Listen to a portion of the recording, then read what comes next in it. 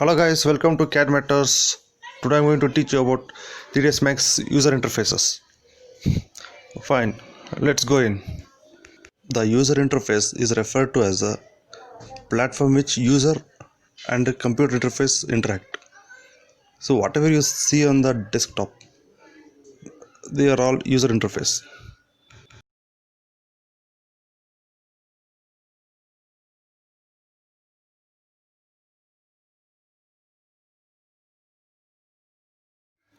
So at the top left of the corner you can find the application menu.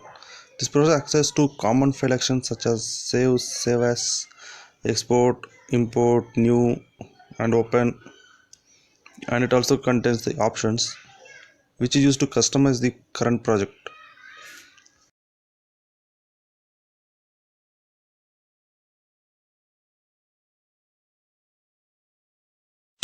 Adjacent to application menu, we can find quick access toolbar.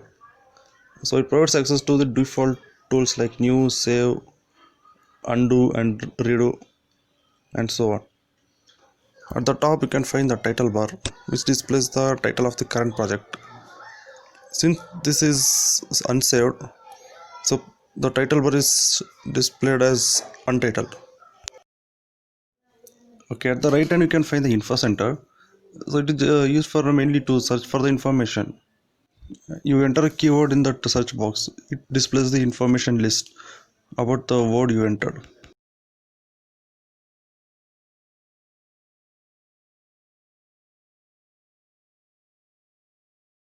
And below the quick access toolbar, you find a menu bar which consists of a series of tabs, and each tab has its own tools to function according to the tab title. You can add or remove the menu bar by clicking on the drop down and just checking or unchecking on the hide menu bar.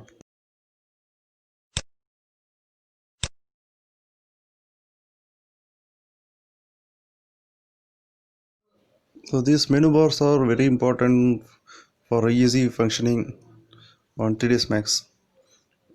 Okay, just moving on to next. So just below the menu bar we find main toolbar.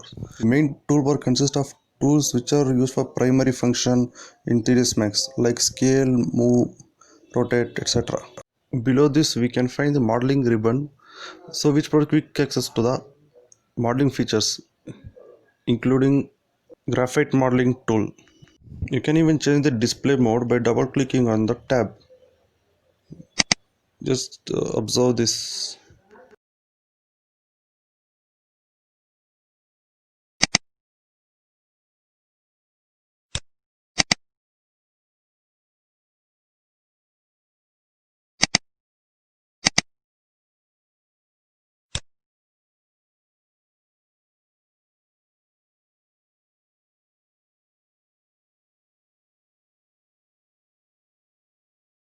And you can even customize the display option at the drop down provided at the end of the modeling ribbon.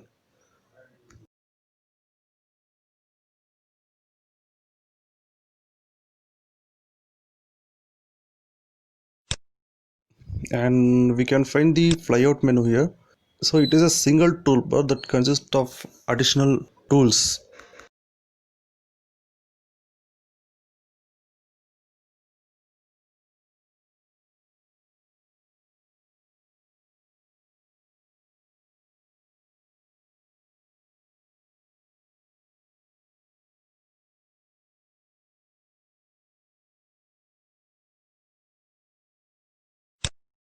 So in 3ds Max, so the options are completely different from Revit architecture and AutoCAD. So in 3ds Max we have to create our own families, but in Revit architecture we have inbuilt families where you can place and resize it. So in AutoCAD we use lines to create a complex shapes. Okay, fine. Okay, we can find the 4 separate boxes. So these are called viewports, and each viewports have its own configuration, and each of the viewports can be configured, and each of the viewports has its own views. So we can change the visual style and views at the given at the corner. So we can even change the number of viewports by dragging one side of the viewport corner and place it there, or you can use the shortcut Alt plus W. So you can view only one viewport, so you can work on that easily.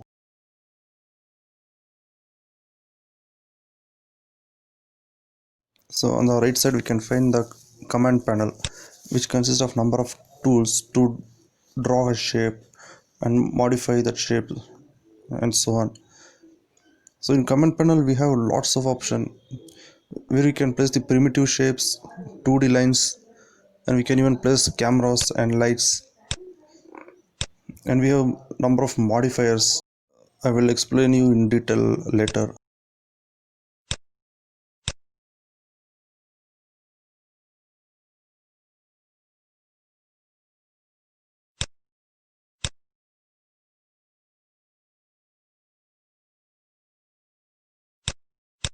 Okay, fine. Now I'm selecting a box here, so you can see an extended option here.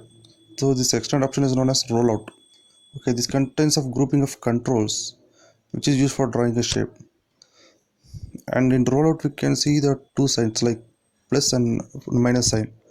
So the positive sign is known as closed rollout and negative sign is known as open rollout. So you can click on the plus sign to open the closed rollout. And in the rollouts we enter the parameter value, so we can enter the precise value of the shape.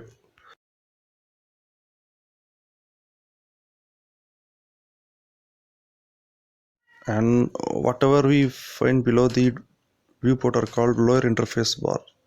Okay, so the lower interface bar is divided into many parts. So coming to the first one is a time slider. So it is used to quickly locate a specific animation frame. So you have a slider button, you just move the slider button here. During animation you can move to the particular frame. Below the time slider is a track bar. It displays animation keys as color coded rectangles. So you can observe that if you move the time slider, the track bar line also moves along with the time slider. So below the track bar we can find the status bar. So function of the status bar is to instruct the user to perform a specific operation. It displays number and type of the object selected, the size of the grid, the coordinates of the selected object,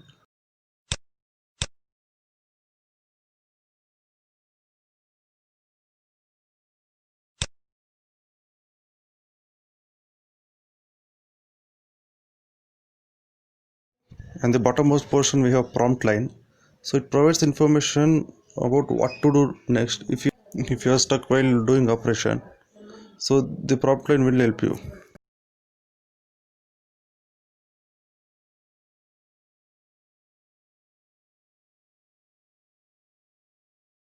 And to the right to the status bar we have key controls. These are used for animation purpose. Okay, we have like auto key and set key. So I will explain this in later.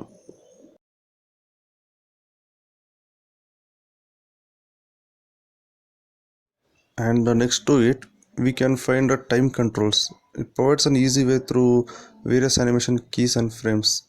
It's somewhat similar to walkthrough option in Revit architecture. Fine. Okay, and you can move to the particular frame by entering the value in that box. You can see the time slider move to the entered value. You can observe the track bar and time slider. It just moved from 0 to here, and if you click the play button it moves automatically. And at last we go to the viewport navigation control. They contain the controls for manipulating the viewports. Okay, they contain zoom, orbit, on and rotate option. So there are lots of options in 3ds max. So it looks like it very tough, but on practice it makes it easier. Okay, fine, I'm ending this video right now, and if you got any doubt you can write it in comment section. Okay, fine, I'm ending this video right now. If you like this video just like and subscribe. Thank you and see you friends.